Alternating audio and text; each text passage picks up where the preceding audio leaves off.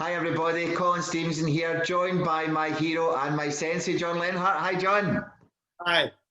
Now today we have a fantastic episode for you because it's the second part of our Heart and Conscious episode that we had. Now today we're going to be talking about micro-expressions. Micro-expressions are things that I do like this, and you can actually see my face to move, which means you understand how I'm feeling.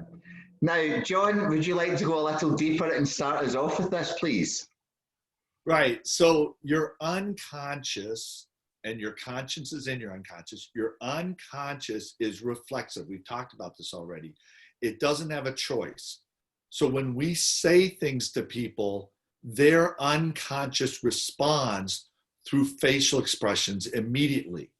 And then in a fifth of a second, they consciously take control of their facial expression. So like Colin said, that fifth of a second, that expression that occurs in that first fifth of a second is called a microexpression. And this was written about originally in the book Blink.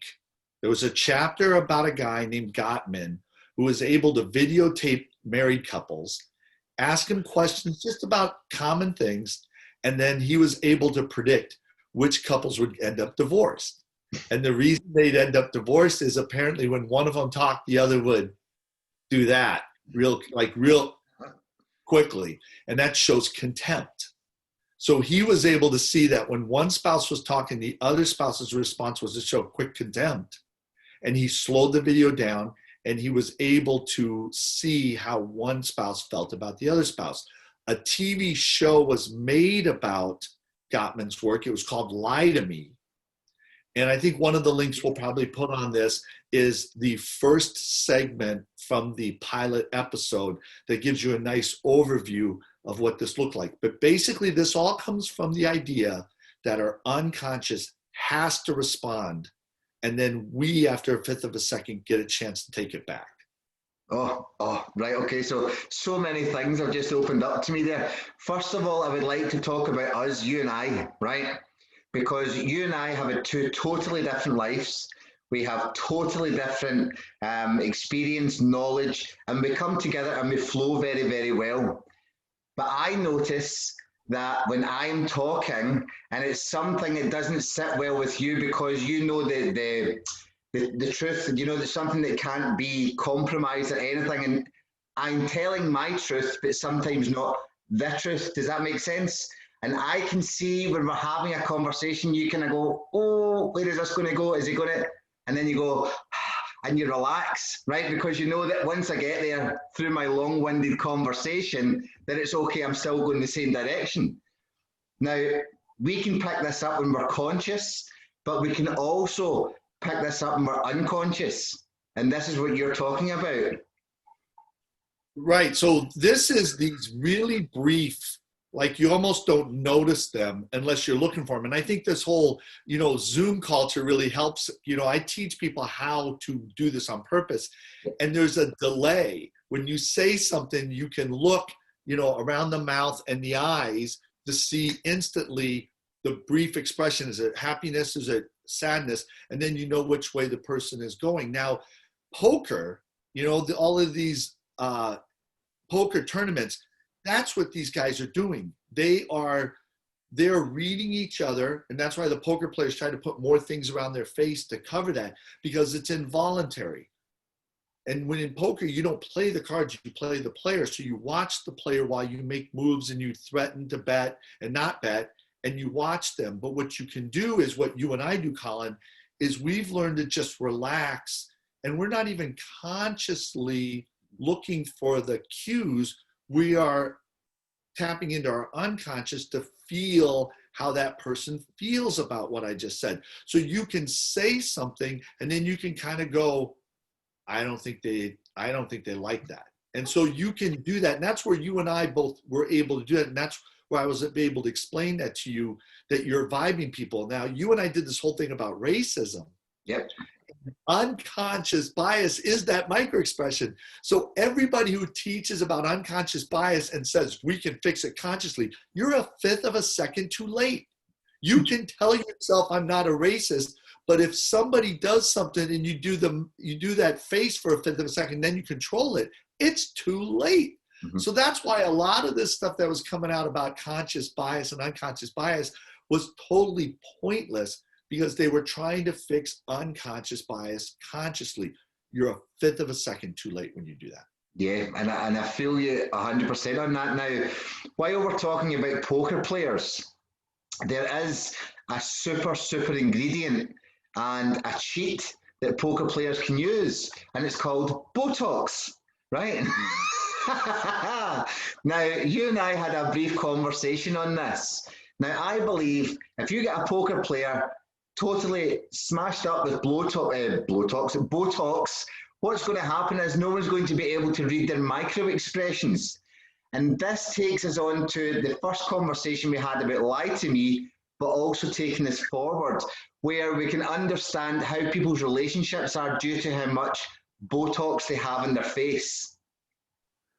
Right. So one of the things I say to people is I say, if you want to improve your marriage, or I ask married people, how often do you spend time face to face with your spouse? And it's amazing how many married people go, I don't think I spend any time face to face. And the thing is I say, now let me show you how to improve the energy and the attraction in your marriage if you like each other. Do not do this if you don't like each other. But what's happening is if you sit face to face 15 minutes a day with your spouse and just talk, you will find yourself becoming more attracted and more energized. And the reason is our faces are communicating to each other all the time unconsciously. So what's happening is if you sit across from your spouse while you're talking about the weather, your unconscious is saying through your face, I like you. Yep. And the spouse's unconscious is saying through their face while they're talking about the weather, I like you. And what's happening is 90% of your energy, or 90% of your brains are unconscious. That's where all your energy and sexual attraction is. So that's where all of a sudden your unconscious will start ramping up. Now, what they're starting to find out is if you have Botox, my face doesn't move. So if Colin, you and I are talking and your unconscious goes, John, I like talking with you. My unconscious goes, well, I like talking with you, but my face is frozen. So what your unconscious hears is, blah, blah, blah, blah. And then your unconscious goes, what was that, John? Are you okay? And my unconscious goes, what do you mean I'm okay? I'm fine. But that comes out, blah, blah, blah. And now your unconscious goes, John, you got a serious problem. And now my unconscious goes, no, you got a problem. But I don't say that. But now I start feeling like I don't want to be around you. I start feeling like you don't like me. Even though conscious, we have a great conversation, our unconscious tried to communicate, and the Botox is actually wrecking my personal relationships with other people. Yes. Oh, right. Okay. So you talking about Botox is like me talking to you like this. It's the exact same thing. It's not looking at the person and looking at their facial expressions. Now, people have called me a quack. They've called me crazy. They've called me lots of these beautiful names that shows that they're of their misunderstanding. Okay. I have told people for long enough that Botox is not good for chemically in the body. For one thing, it's affecting mental health in my belief due to the concoctions, okay? The second thing, due to my belief, is that their faces don't move. So if you get somebody that's beautiful and they're naturally pretty, and then they go and put lots of Botox in their face, they still look pretty, but then they've got no feeling. It's like the ice queen, it's like the ice mask, it's like there's nothing there. So when these people are saying, I love you, and they're going, I love you, and they go, but I didn't feel that. Is there something wrong with you? Do you not like me? Do you think that the relationship's going bad? And then they become insecure, and then they disengage. And basically, I believe that Botox, as much as it can help people medically, like numb certain facial, do you know, if they've got any kind of anything that they need kind of help with, I believe it's ruining relationships. And I really mean this on a very deep level and not at an aesthetic level. Right. So, and it's the person who gets the Botox, because what happens is they start feeling like no one understands them unconsciously. Then they start feeling better avoiding people. Now, you and I have talked about this, and I've been talking to other people about this. And this is now where we cross the line of looking at this consciously. There are a lot of people, a lot of women who, if you cover, like when you watch a video of them talking, if you cover everything, from their upper lip down, you will notice nothing moves. Their eyebrows never move, nothing moves.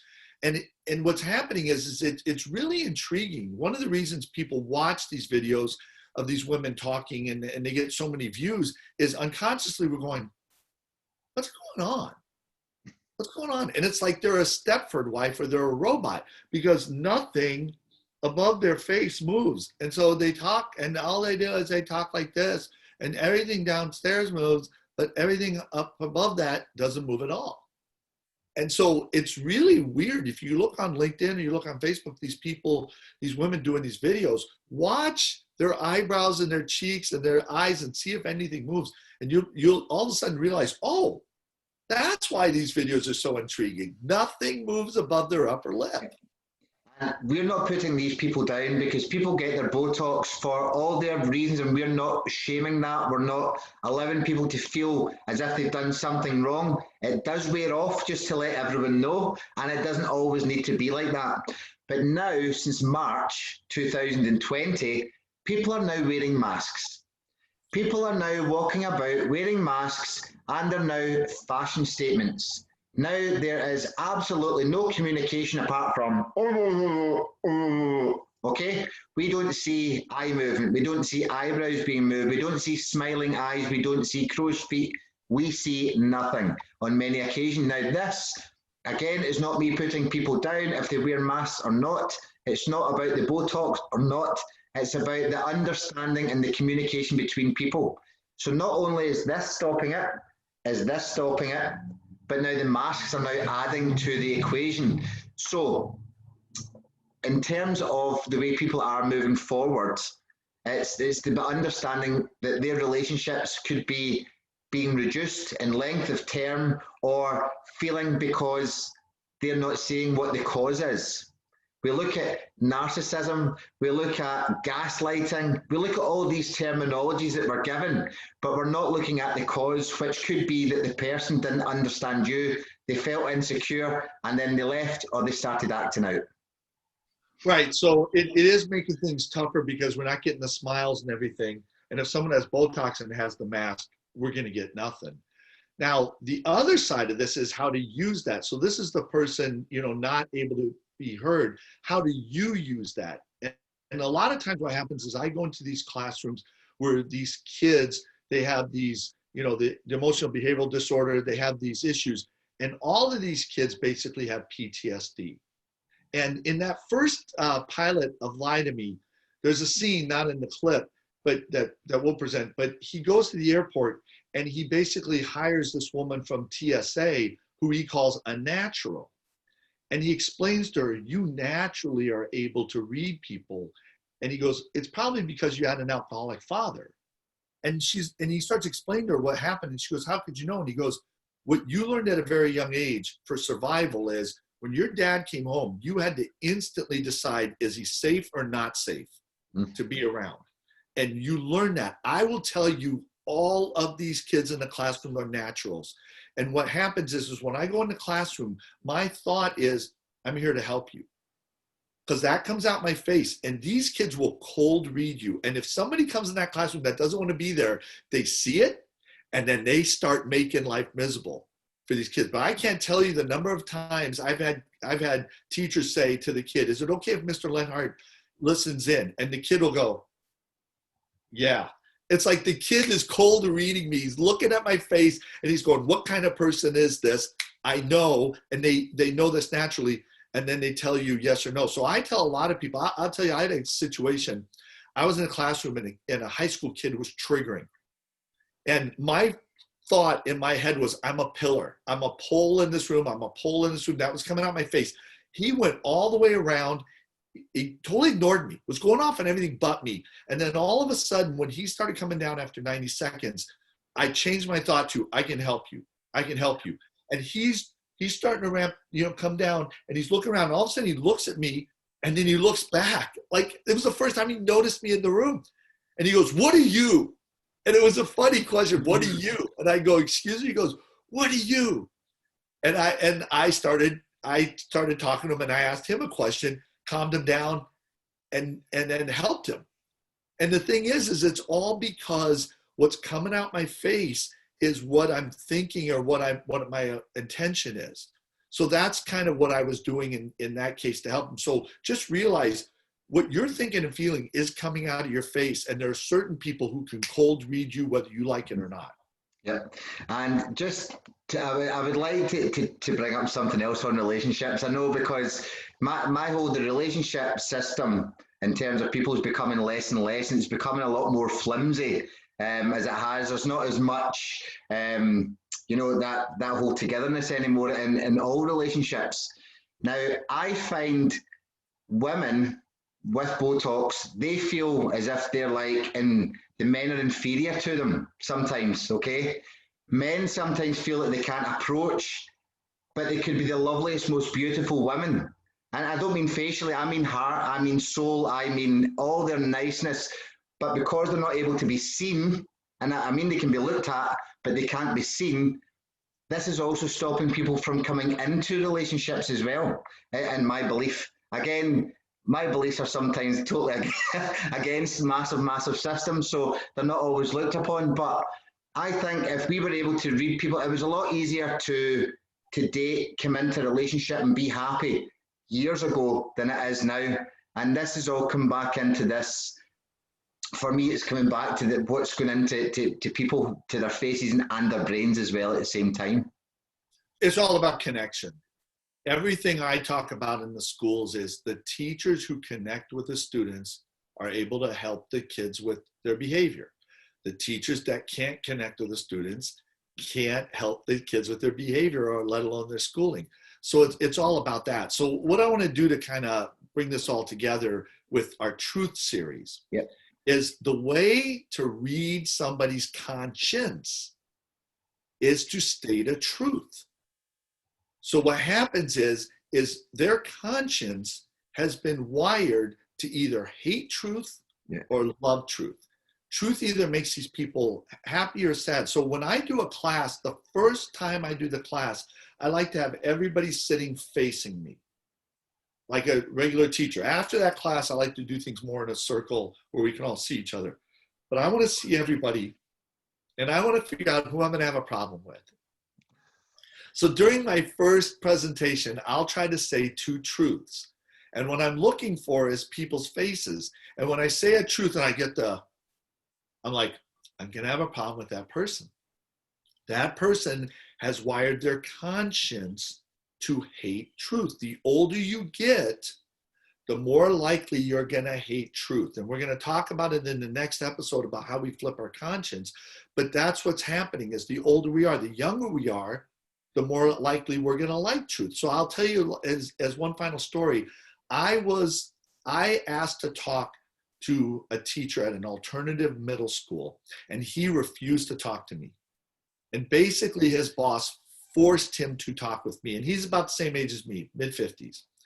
So I sat there with him. Jonathan and I sat there to talk with him, and he was just completely out, completely didn't want to talk to us, nothing. He had to do it. He would hear us, but he knew everything, and he didn't need to spend this time. And so what I did was I thought, this guy's older. He's probably not a good guy. He's probably got a bad conscience. I can throw a truth out, and then when I get the negative face, I can feel good about leaving. So I threw my favorite truth out. It was our first episode, love. Yeah. So I'm talking to him and I say, well, love is giving without expecting anything in return. And he gave the biggest smile, microexpression I've ever seen in my life. He went, and I'm like, just happened. Like his face was like the Joker smile, and it was gone. And I'm like, this guy's a good guy. He's a really good guy. So I'm like, I'm going to check it with another truth. And I did. And he smiled, not as big as the loved one. And so then I was like, I'm just going to talk to his unconscious. And this was like 10 minutes in. After a total of 15 minutes meeting with me, he suddenly said in front of Jonathan, he goes, well, I don't know what kind of Jedi mind trick you just did on me. I'm actually more interested in what you're talking about. And we ended up talking for another hour. He had a friend he wanted me to talk to. We ended up going in his class. This is 5 years ago. And we did all this great work. He's an amazing guy.